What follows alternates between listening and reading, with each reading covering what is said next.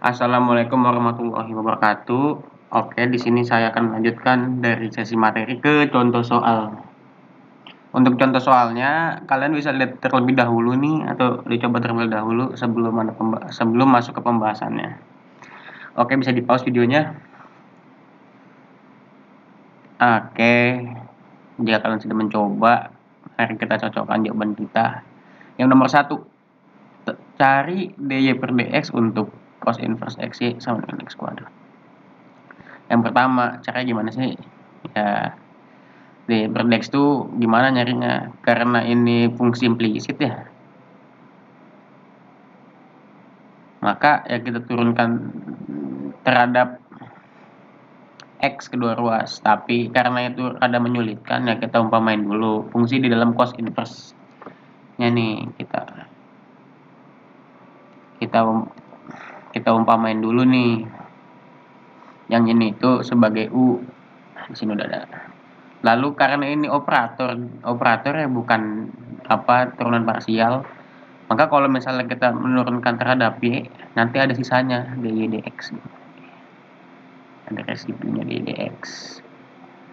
Oke, habis itu turunkan kedua ruas terhadap x, maka diperoleh seperti ini nih. Ingat ini udah ada ya di materi sebelumnya, turunan cos inverse u itu apa sih? Min 1 per akar 1 min u kuadrat dikali sama u-nya itu kan fungsi ya. Kalau fungsi itu berarti dikali sama turunan fungsinya. Maka bisa dibuktikan sendiri pakai chain rule. Nah, oke, yang ini habis itu diturunkan jadi 2x, habis itu kita substitusikan yang udah kita dapat tuh du per dx sama u-nya. Substitusikan kembali, diperoleh nilai seperti ini. Ini min 2x tambah y per akar 1 min x y kuadrat dikali akar 1 min x y kuadrat per x.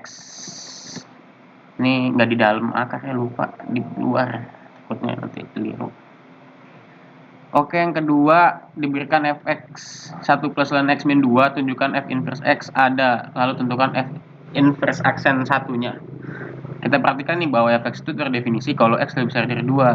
Nah, terus sekarang dia terdefinisi dan kontinu di sekitar interval tersebut, maka dia terturunkan. Nah, alasan dia terturunkan dan dia juga invertible, ada kok teorinya di materi. Takut salah, baca lagi aja. Habis itu kita biasakan kalau pemetaan fungsi kan x ke y. Kalau misalnya inverse berarti y ke x, berarti kita ubah nih. Si y itu sebagai x, si x itu sebagai y. Oke, seperti ini. Kita ubah. Aljabar. Dikasih bumbu dikit, bumbu aljabar. Oke, dihitung-hitung dapat seperti ini untuk f inverse-nya. Lalu kan ditanya f inverse 1 tuh tadi ya. Ya, f inverse 1.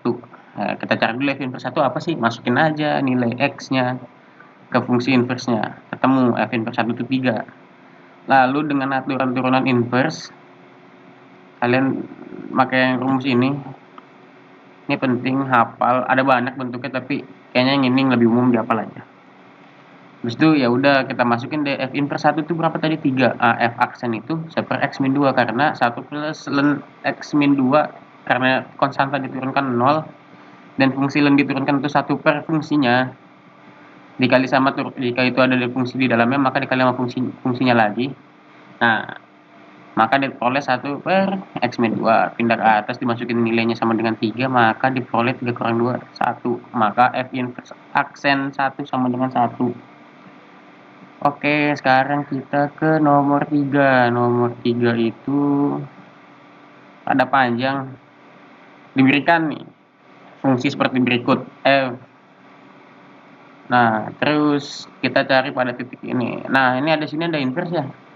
Tersinggung inverse. Berarti ini koordinatnya pada inverse gitu. Kita anggap aja pada inverse biar lebih mudah kita nentuin nilai f inverse min 1 itu berapa. Oke, sekarang kita turunin fungsinya seperti ini, bla bla bla, panjang pakai aturan ini yang aturan yang u aksen kali V kurang U kali V aksen per V kuadrat gitu. Oke, diperoleh seperti ini. Habis itu kita nyari kayak gini. Karena tadi kan kita nganggapnya nih koordinat pada fungsi inverse kan jadinya begini. Kalau fungsi inverse berarti kita punya f inverse A itu sama dengan 0. Kita ambil fungsinya lagi, kita operasikan fungsi lagi kan f ketemu f inverse jadinya identitas, maka jadi A kali identitas itu A. F0 itu nilainya min 1, ya kan? Karena kita punya A-nya di sini 1.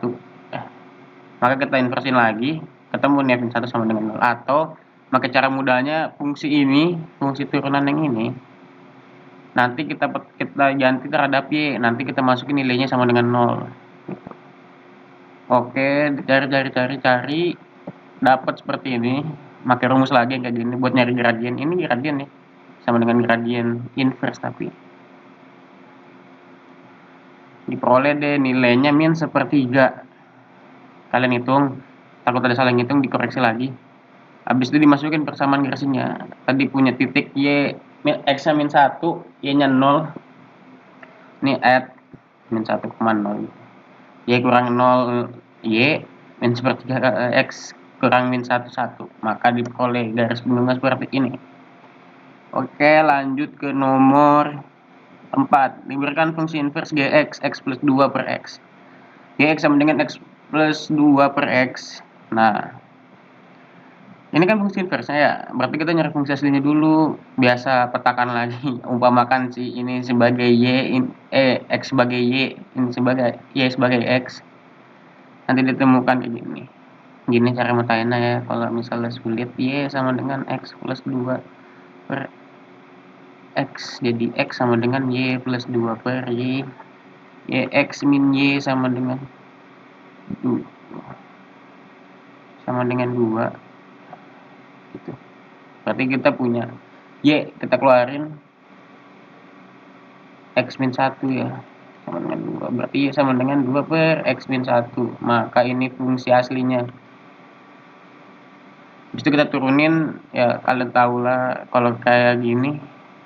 Langsung aja turunin bawahnya, dijadiin pangkat min, jadi min 2 per X min 1 kuadrat.